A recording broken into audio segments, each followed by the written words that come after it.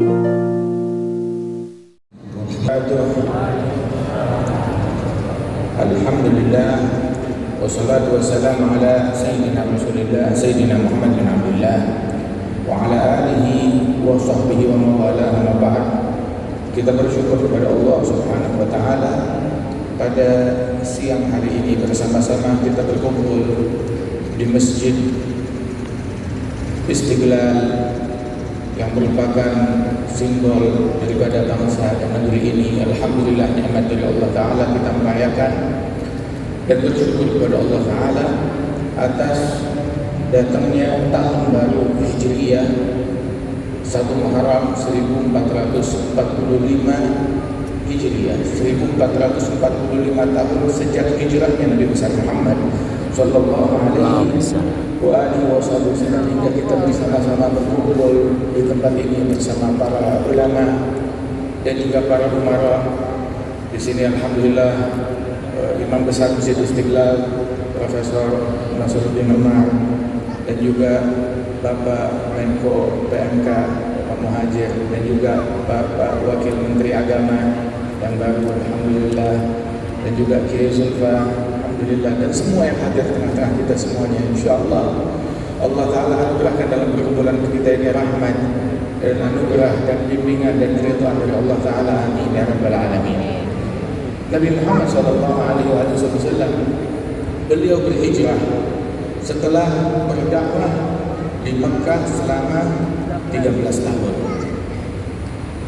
Kemudian beliau hijrah ke Madinah Al-Munawwarah dan tinggal di Madinah selama 10 tahun. Nabi lahir di Mekah usia 40 tahun menerima wahyu, berdakwah di Mekah 13 tahun, kemudian hijrah ke Madinah, tinggal di Madinah selama 10 tahun hingga wafat dan dimakamkan di Madinah Al-Munawwarah sallallahu alaihi wasallam. Dan di dalam hijrahnya Rasul sallallahu alaihi wasallam, beliau demikian cinta kepada kota Mekah, namun diatur dan disyariatkan dan diperintahkan oleh Allah Subhanahu wa taala untuk berhijrah. Setelah masyarakat di Mekah kaum Quraisy berupaya melakukan pembunuhan terhadap Rasulullah sallallahu alaihi wasallam hingga tatkala beliau keluar dari kota Mekah menuju Madinah, sahabat-sahabat sudah banyak yang keluar lebih dahulu dan diizinkan oleh Rasulullah sallallahu alaihi wasallam, kecuali Sayyidina Abu Bakar As-Siddiq. Tiap kali minta izin kepada Rasulullah selalu ditahan oleh Nabi Muhammad, hingga akhirnya pada suatu siang datang Rasulullah ke rumahnya Sayyidina Abu Bakar, Siti Aisyah. Dan setiap hari Nabi Muhammad selalu datang ke rumah kami, tetapi datangnya ada jam tertentu. Dan ini datang di suatu hari jamnya berbeda, berarti ada sesuatu urusan yang sangat luar biasa. Tatkala datang, Nabi bertanya, "Ya Abu Bakar, di rumah ini tidak ada siapa-siapa?" Artinya aman, tidak ada seorang pun yang mendengar, sebab ada hal yang dirahasiakan. Dia bilang tidak ada kecuali aku dan juga Aisyah, putri beliau, istri Rasulullah SAW. Maka Nabi mengatakan, Allah mengizinkan kepadaku, memerintahkan aku untuk berhijrah. Maka Sayyidina Abu Bakar mendengar itu, beliau dengan antusias dan rasa haru berkata dan berujar, dia bilang, "Arifkah ya Rasulullah, apakah aku diperkenankan untuk mendampingi engkau ya Rasulullah?" Dan arifkah, engkau yang dipilih oleh Allah untuk mendampingi aku dalam hijrah tersebut. Sehingga Sayyidina Abu Bakar beliau menangis karena gembira. Siti Aisyah radhiyallahu anha tatkala meriwayatkan kejadian ini, beliau bilang, beliau masih muda, masih kecil. Itu kali pertama saya melihat tangisan karena gembira.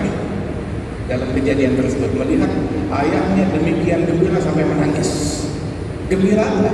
Karena mendampingi Rasulullah sallallahu alaihi wasallam.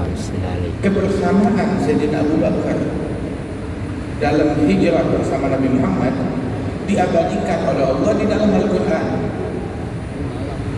sehingga Allah Subhanahu wa taala menyatakan dalam Quran yang kita baca, yang kita tilawahkan, bahwasanya tsaniyasnain idhuma fil ghar idh yaqulu li sahibihi la tahzan innallaha ma'ana. Ketika Rasul sallallahu alaihi wasallam berkata kepada sahabatnya, persahabatan Sayyidina Abu Bakar itu diaktekan. Kan ada akte suami, akte istri, akte keluarga. Nah, ini akte persahabatan Sayyidina Abu Bakar As-Siddiq dalam Al-Quran. Enggak ada akte yang lebih kuat daripada itu. Persahabatan, sehingga enggak bisa dan tidak boleh seorang muslim mengingkari persahabatan Sayyidina Abu Bakar terhadap Rasulullah. Kenapa? Sebab persahabatan beliau terhadap Nabi Muhammad disebut dalam Al-Quran. Idh yaqulu li sahibihi, ketika Rasulullah berkata kepada sahabatnya yang di luar. Siapa yang di luar? Sayyidina Abu Bakar As-Siddiq. La tahzan innallaha ma'ana, jangan bersedih, sesungguhnya Allah bersama kita. Sungguh musibah ketika kita kehilangan kebersamaan dengan Allah. Itu musibah yang hakiki. Kita memang hidup di dunia, pasti ada cobaan, ada mihnah, ujian dari Allah Subhanahu wa taala. Tapi sebagaimana tadi Zulfa bilang bahwasanya al-minhah ba'dal mihnah. Anugerah itu datang setelah ujian dari Allah Subhanahu wa taala, datang anugerah dari Allah Subhanahu wa taala. Memang banyak ujian, hidup di dunia banyak ujian, banyak cobaan. Dan orang yang umurnya panjang artinya dia akan merasakan banyak ujian, banyak cobaan, banyak musibah.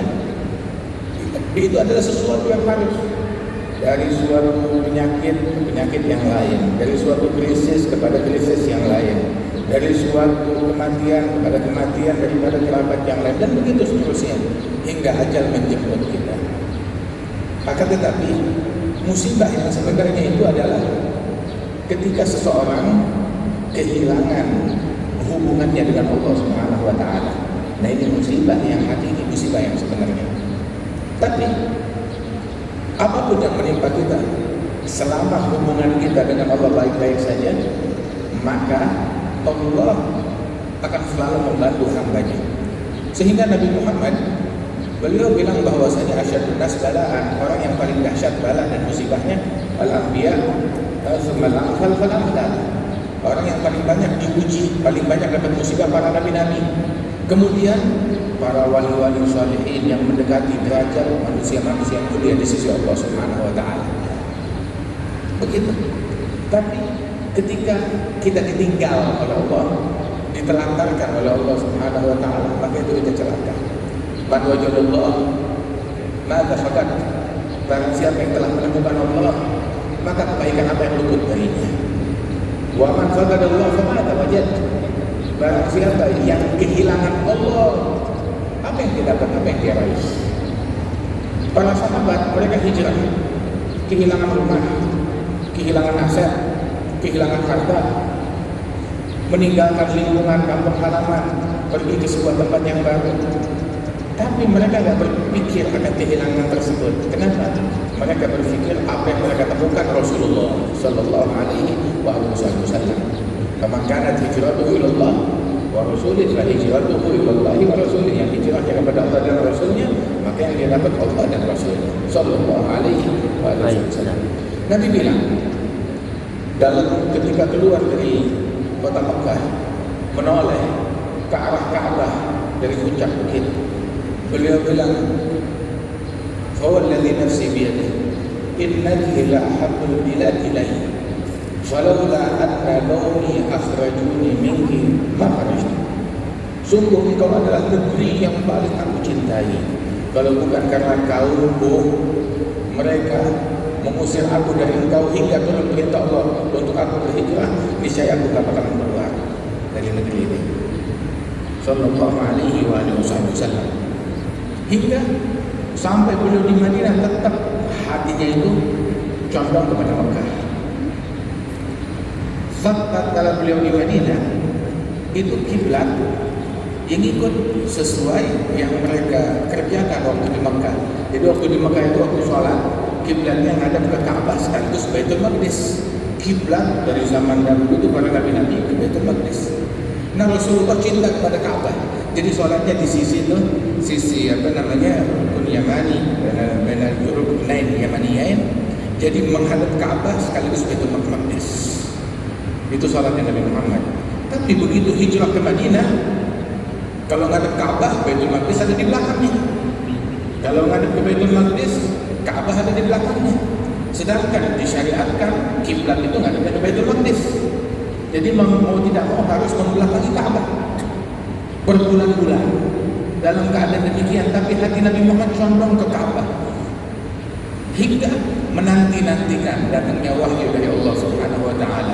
Hingga Allah Taala katakan, "Dan nara tagalluba wajhika fis sama, falanuwalliyannaka qiblatan tardaha fawalli wajhaka syatrul masjidil haram." Kami telah melihat wajahmu yang kau tengadahkan ke langit, menanti-nanti perintah dari Allah Subhanahu wa taala, agar berharap agar datang perintah dari Allah dialihkan kiblat. Sungguh kami akan arahkan wajahmu, kiblatmu ke kiblat yang engkau ridhai. Subhanallah. Kiblat yang kita sholat menghadap kepadanya adalah kiblat yang direstui oleh Nabi Muhammad, yang diinginkan oleh Nabi Muhammad, yang diridhai oleh Nabi Muhammad. Falanuwalliyannaka qiblatan tardaha. Kalau Nabi Muhammad ingin ridhonya kiblatnya ke utara, ke selatan, ke timur, ke barat, itu yang akan diarahkan oleh Allah Taala. Tapi Nabi Muhammad ingin kiblatnya ke Ka'bah, maka bisa. Subhanallah. Kiblat kita karena di situ adalah itu yang direstui, yang disukai, yang diridhoi oleh Nabi Muhammad sallallahu alaihi wasallam. Hingga akhirnya diperintahkan kita untuk menghadap ke Ka'bah dalam sholat kita, dalam ibadat kita. Kemudian juga Rasul sallallahu alaihi wasallam dalam perjalanan hijrah dari Mekah ke Madinah. Perjalanan itu biasanya normalnya zaman dulu ditempuh itu sekitar 7 atau 8 hari, lebih kurang 1 minggu atau lebih sehari. Akan tetapi Nabi melakukan perjalanan selama 2 minggu, 2 kali lipat dari waktu yang diperlukan, dari waktu yang biasanya. Kenapa? Sebab beliau menempuh jalan yang enggak ditempuh oleh manusia pada umumnya, menghindari kejaran, menghindari orang-orang Mekah yang memburu beliau untuk menghabisi beliau. Hingga melakukan perjalanan itu makin jauh, makin susah, medannya pun juga makin berat. 2 kali dari waktu yang dibutuhkan pada biasanya. Beliau keluar dari Mekah itu di akhir bulan Syawal, sekitar tanggal 27 atau 26 Syawal. Kemudian masuk ke Madinah 12 Rabiul Awal sallallahu alaihi wasallam. Uniknya Nabi Muhammad lahir pada hari Senin.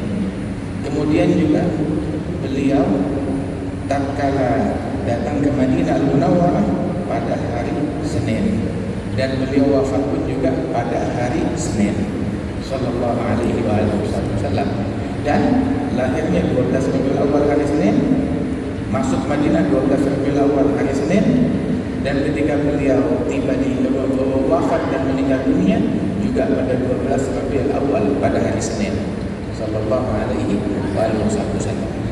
Kemudian di dalam perjalanan tersebut Sayyidina Abu Bakar yang mendampingi Rasul sallallahu alaihi wasallam dengan segala perjuangannya, dengan segala kecintaannya kepada Rasulullah hingga masuk ke Madinah.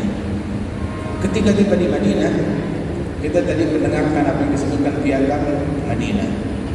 Nabi Muhammad ketika datang, itu kedatangannya dinanti-nantikan oleh semua orang. Semua penasaran Nabi datang ke sini, begitu apa yang akan beliau utarakan. Sebab kronologisnya Nabi di Mekah dikejar, akan dibunuh, akan dihabisi.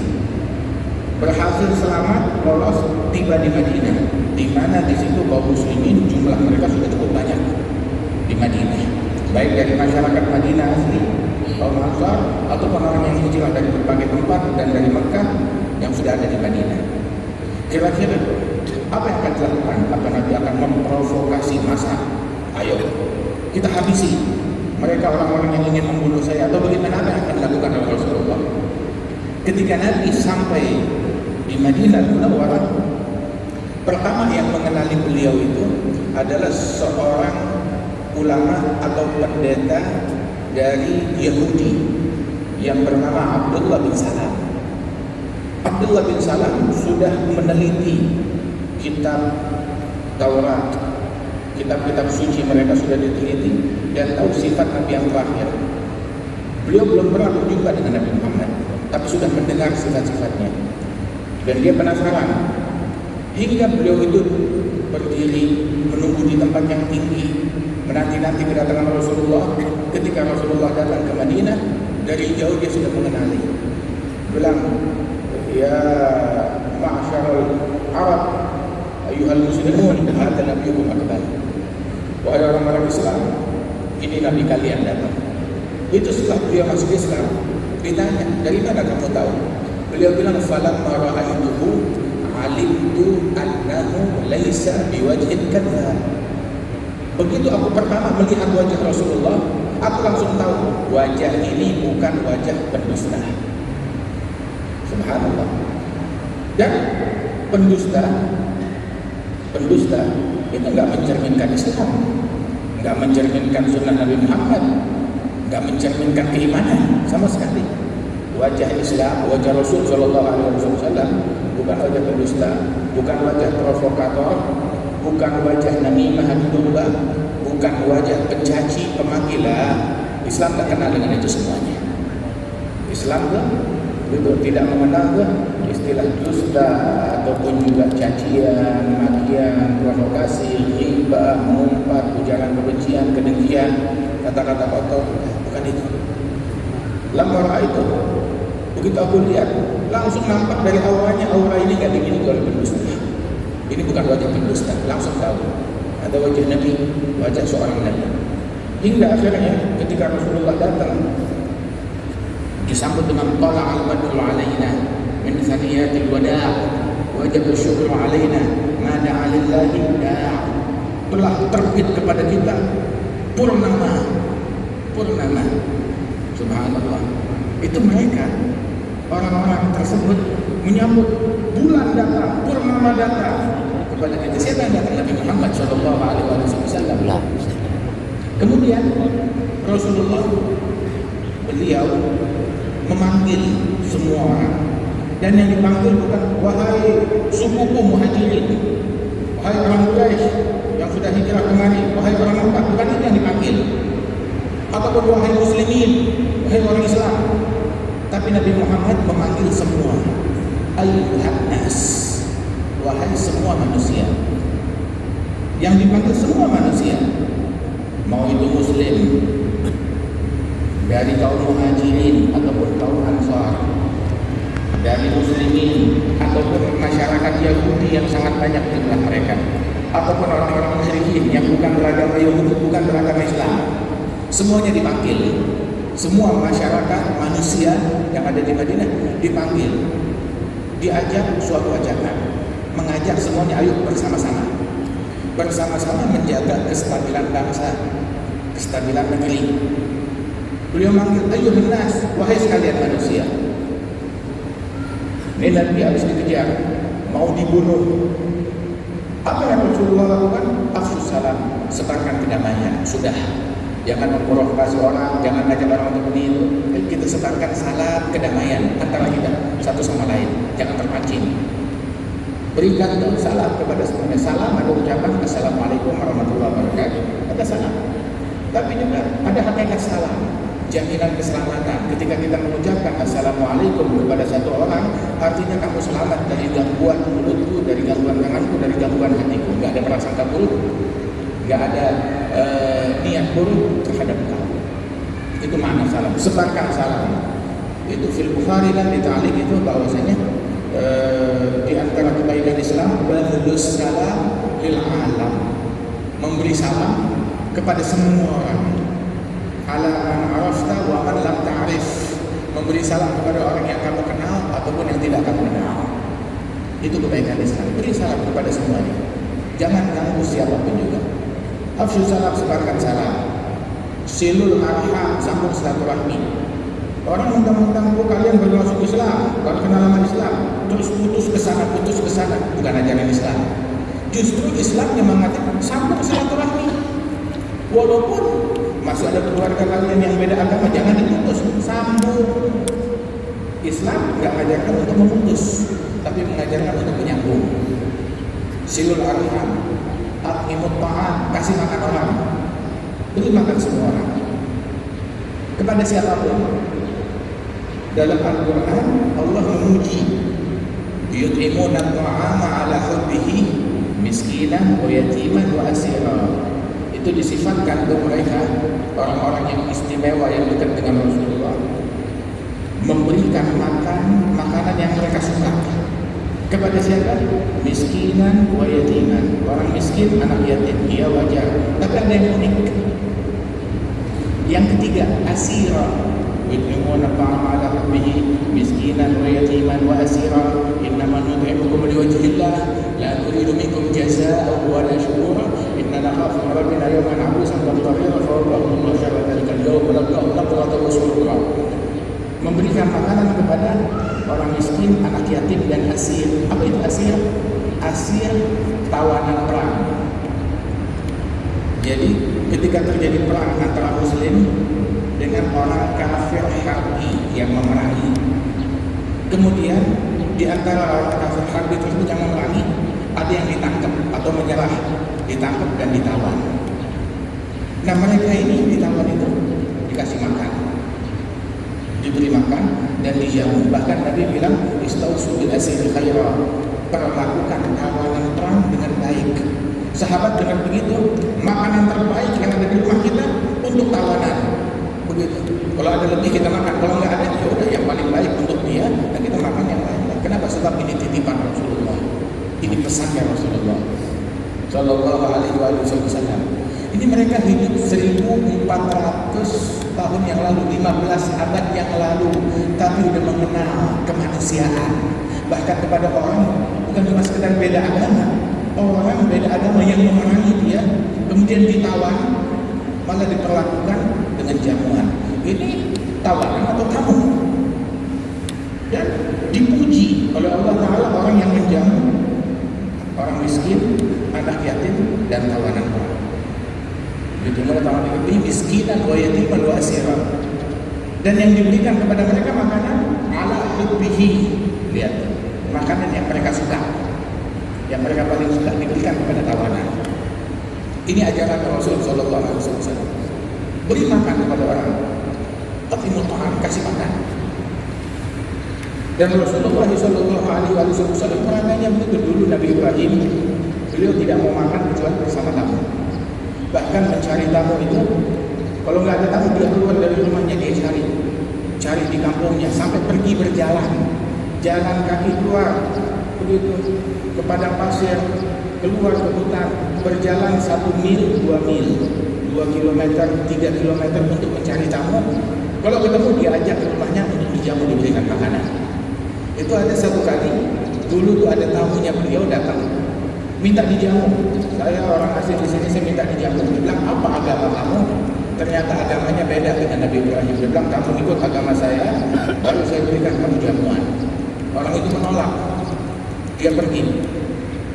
Baru diucapkan begitu oleh Nabi Ibrahim, Allah Ta'ala menurunkan wahyu menegur Nabi Ibrahim. Ya Ibrahim, orang ini bertahun-tahun tidak beriman kepadaku, bersalah kepadaku, aku gak pernah putus rezekinya 1 hari pun juga. Lalu hari ini rezekinya aku wakilkan melalui engkau adukan syarat ini dan itu. Maka Nabi Ibrahim menyesal, bertaubat kepada Allah, dicari orang, ditarik ke rumahnya. Nah, tadi saya minta dijamu, kamu gak mau. Sekarang kamu maksa saya. Dan iya, gara-gara kamu ditegur oleh Tuhan. Hingga itu orang tertarik untuk masuk ke dalam agamanya Nabi Ibrahim karena melihat kebaikan yang di dalam ajaran Allah Jalla Jalaluhu Ta'ala Ta'ala. Itu disebutkan bahwasanya Nabi Ibrahim dan Nabi Ismail selesai membangun Ka'bah, Allah Ta'ala mengatakan kepada Nabi Ibrahim yang baru selesai membangun, merapikan bangunan Ka'bah, itu Allah Ta'ala nyatakan, ya Ibrahim, luqmah taj'aluha fi batn ja'i' khairun 'inda Allah min bina'il Ka'bah. Wahai Ibrahim, satu suap makanan kau berikan kepada orang yang kelaparan, lebih baik di sisi Allah daripada membangun Ka'bah pahalanya. Kita sekarang kalau mau urunan, ayo kita kumpulin sumbangan buat bangun Ka'bah, nggak bisa. Begitu ada nyumbang semen untuk Ka'bah, nggak ada. Mau nambahin satu batu buat Ka'bah, nambahin satu batak, nggak bisa buat Ka'bah. Tapi ada, kita bisa dapetin pahala yang lebih besar daripada itu semua. Kasih makan orang kepada siapapun juga. Fil Bukhari, wanita diselamatkan dari api neraka. Dia udah tervonis harus masuk neraka, tahu-tahu diampuni dosa-dosanya oleh Allah Ta'ala gara-gara memberikan seteguk air kepada anjing yang hampir mati kehausan. Ada fil Bukhari. Dan di Bukhari itu ada dua riwayat. Yang satu menyebutkan seorang wanita, yang satu lagi menyebutkan seorang laki-laki. Jadi laki-laki atau wanita, itu Syekh Nabi Umar bilang memang kejadiannya ada dua. Yang satu laki-laki, yang satu wanita.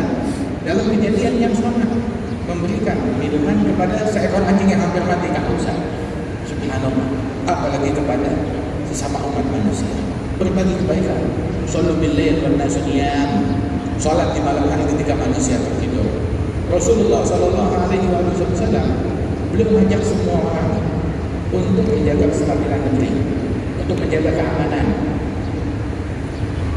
Sebab negeri kita alhamdulillah Indonesia ini alhamdulillah nikmat dari Allah. Negeri yang aman, negeri yang damai, masyarakatnya pun juga akhlaknya paling bagus sedunia. Betul apa yang tadi kita sampaikan.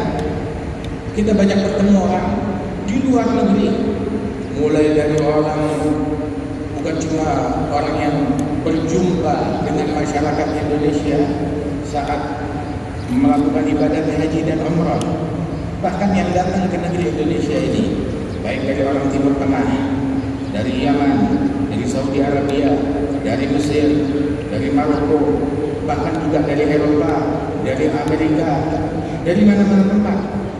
Mereka semuanya mau tidak mau mengakui akhlaknya rakyat Indonesia adalah akhlak yang paling bagus, santun, ramah, peduli kepada sesama. Sampai mereka bingung. Orang Singapura aja bingung. Ada teman saya di Singapura bingung. Datang masuk ke restoran, ya, ke warung. Tahu-tahu di sebelahnya ada orang Indonesia mau makan, dia mau makan, ayo silahkan. Waduh, bilang di negeri saya nggak pernah seperti itu.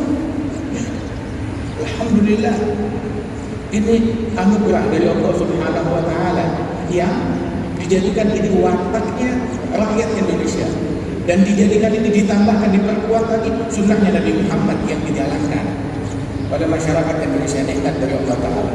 Kita berkumpul, mau itu hadir perayaan 1 Muharram atau perayaan Isra Mi'raj atau perayaan Maulid Nabi Muhammad sallallahu alaihi wasallam.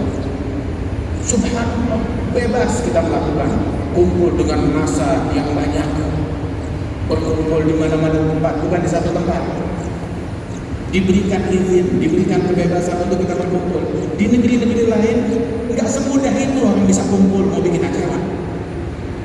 Tapi kita bisa kumpul sampai alhamdulillah 1 Muharram menjadi sebuah hari besar, hari libur. Di beberapa negara Timur Tengah bilang kita 1 Muharram nggak libur, kalian di Indonesia libur, sungguh luar biasa. Kurang apa? Ini nikmat dari Allah Subhanahu Wa Taala. Kalau kita bilang masih kurang, ya kita kurang ajar sama kurang syukur namanya. Syukuri nikmat dari Allah Subhanahu Wa Taala. Kita bisa berkumpul aman di tempat ini dan di berbagai tempat. Datang ke masjid sebelum subuh aman, gak takut apa-apa. Pulang habis sholat isya aman, pengajian sampai tengah malam pulang ke rumah aman. Nikmat dari Allah Subhanahu Wa Taala. Bahkan di negara Timur Tengah belum tentu dapat rasa aman yang semacam ini. Nikmat ini syukuri, jaga. Jangan sampai kita terpancing dengan ajakan-ajakan yang mau bikin kita jadi rusuh, jadi ribut. Ajakan rusuh itu bukan ajakannya Nabi Muhammad. Itu tahrish, ajakan syaitan. Inna syaitan qad ayisa an ya'budahu musallun fi jaziratil Arab fa in yatma' fi syai' fa fi tahrish bainahum. Syaitan udah gak berharap lagi untuk disembah. Udah gak berharap lagi untuk disembah. Kalau orang udah sholat, Islam udah nyebar, udah gak berharap lagi untuk disembah. Tapi kalau dia punya misinya bergeser, bukan lagi pengen disembah, tapi misinya bergeser, menjadi apa? Misinya tahrish, adu domba. Ingin orang lain lagi damai, bikin mereka ribut. Akur, bikin mereka saling membenci, saling berpecah belah, saling mencaci, saling memaki. Ini misinya syaitan. Ajakan-ajakan yang ajak kita untuk membenci, mendengki, mencaci, itu bukan ajakan Islam. Walaupun dia bilang ini kemasan Islam, sama sekali bukan ajakan Islam. Nabi mau dibunuh, datang bukan memprovokasi massa, ngajak massa, ayo kita akur satu sama lain, ayo kita berbuat baik satu sama lain, ayo kita silaturahmi satu sama lain, kasih makan orang yang muslim, yang non muslim, kasih makan semuanya. Nabi menjenguk orang sakit, yang dijenguk bukan cuma orang Islam. Yahudi sakit dijenguk oleh Rasulullah Shallallahu Alaihi Wasallam. Itu perbuatan Nabi Muhammad. Subhanallah. Dan ini sekarang kadang orang menjenguk orang sakit, kenapa kamu jenguk dia? Kan kita beda partai sama dia. Dewasa sedikit. Buka pikiran kita dari pemikiran-pemikiran yang tidak manusiawi. Waliyahillah min dzalik. Berbuat baik kepada siapapun, berujar baik kepada siapapun, melakukan kebaikan kepada siapapun. Dan ini yang diajarkan oleh Rasulullah Sallallahu Alaihi Wasallam. Alhamdulillah, ini dengan hijrah ini kita hijrah dari kemaksiatan kepada ketaatan, dari kata-kata yang buruk kepada kata-kata yang baik, perbuatan tercela kepada perbuatan yang baik. Ada orang bilang saya sudah hijrah. Hijrahnya bagaimana? Hijrahnya dengan mengkafirkan orang, membid'ahkan orang, mencaci maki orang. Nabi hijrah dari perbuatan kayak begini. Bukan berhijrah dari kata-kata santun menjadi kata-kata kotor, dari rahmat menjadi saling melaknat. Itu bukan hijrah namanya. Tapi hijrah dari hal yang buruk kepada hal yang baik, dari cacian, makian menuju kata-kata yang santun dan sopan, dari laknat, sumpah serapah menjadi rahmat dan saling berbagi pada satu sama lain. Itu hijrah yang sebenarnya. Ya, mudah-mudahan Allah Ta'ala berikan taufik dan bimbingan kepada kita sekalian. Wa insyaAllah masjid ini makin makmur, alhamdulillah. Bulan Ramadan pun juga Masya Allah luar biasa. Setiap malam makmur, ribuan orang yang sholat di tempat ini. Setiap malam ada kajian, juga setiap waktu sholat. Alhamdulillah nikmat dari Allah Subhanahu Wa Ta'ala.